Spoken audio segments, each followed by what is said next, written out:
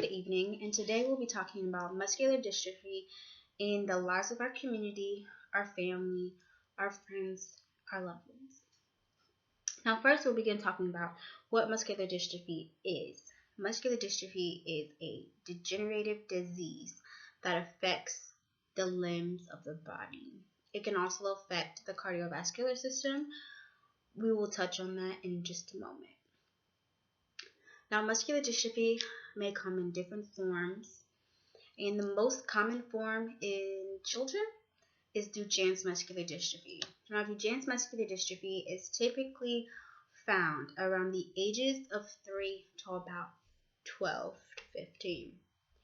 Now, whenever it is diagnosed, the child then is unable to interact like other children or with other children. And by the age of 12, they are more than likely wheelchair bound. So that is very unfortunate, and it's common in most Duchenne muscular dystrophy patients. Now, in adults, the most common form is myotonic muscular dystrophy, and that comes in type 1 and type 2. Of course, type 1 is a little more chronic than type 2. However, they do have about the same symptoms, goals, views. They are about the same. However, when it comes to the severity of it, type 1 is more severe.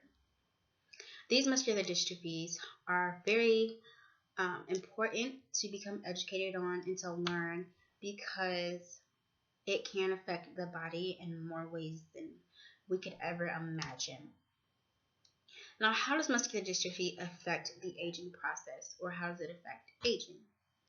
Now, with Duchenne muscular dystrophy patients, because they do get this disease at a younger age, and they have the chances of not making it to an older age past 20, it does affect their aging process because it slows it down.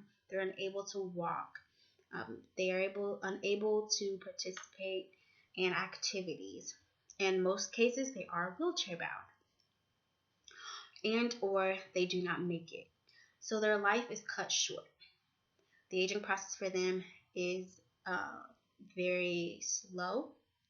Now, for myotonic muscular dystrophy patients or adults, because this is an onset disease that comes on about ages 55 to 65, they're already in the aging process. They're already beginning to lose some mobility or slow down on mobility, and they're already unable to do a lot of things like with their hands supposedly.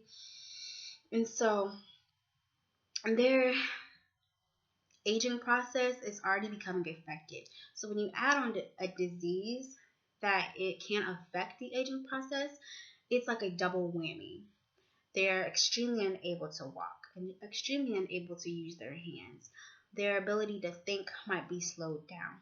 This is just an added injury to themselves, and they do not need it. It is very hard on their bodies, and for muscular dystrophy patients as a whole, Duchenne and myotonic, the aging process for them is difficult compared to a human being without this disease. Quality of life. Quality of life is very important in a muscular dystrophy patient. This muscular dystrophy can affect the cardiovascular system because the heart is a muscle. Now, muscular dystrophy can decrease the strength in the heart, and once that takes place, that's whenever a patient may lose their life because the heart stops working. The heart does not work as much and as hard as it should. The blood is unable to pump, and so therefore the patient slowly is losing their energy. They're losing their blood. They're losing essentially their life. So as a muscular dystrophy patient, it's important to understand the quality of life. What is the quality of your heart? What is the quality of your health? How are you? What would you be like without this disease? And what has this disease done to you to slow down or mess your aging process up in any way. Quality of life is very important. Get to know the quality of muscular dystrophy patients so then you can understand their disease as a whole. You can understand what stage they're in and what you can do to help them. Now, this disease unfortunately does not have a cure at all. Researchers are continuing to search and search and search, and they have yet to find one. Now, what is important for us community members is that we advocate, advocate, advocate. That's the best thing we can do. If we can advocate as people, as society, as community members and loved ones, that will bring more attention to muscular dystrophy. It'll bring more money into the researchers so that they can find these cures. Now, one thing that plays a part in that is advertisement. Like breast cancer. Breast cancer, you see advertising on TVs, you see billboards, you see a lot of things that captures the attention. It brings attention to that disease. Same goes for muscular dystrophy. There is not a lot of advertisement. Therefore, there's not a lot of people that know about this disease. We need to be aware of those small things. We need to advertise because advertising is what's going to bring in the opportunity to find a cure for these patients.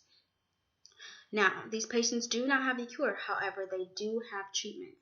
They have treatments that are able to treat the pain. The pain is the most important thing for these patients.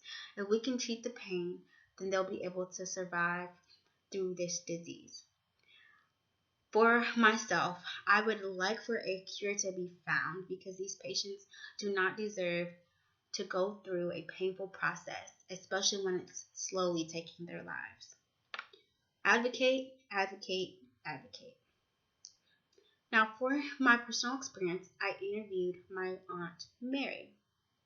She was diagnosed with muscular dystrophy from seeing several doctors that did not know what was wrong with her.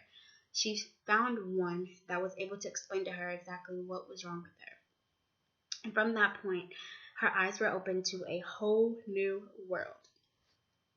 She saw life in a different light.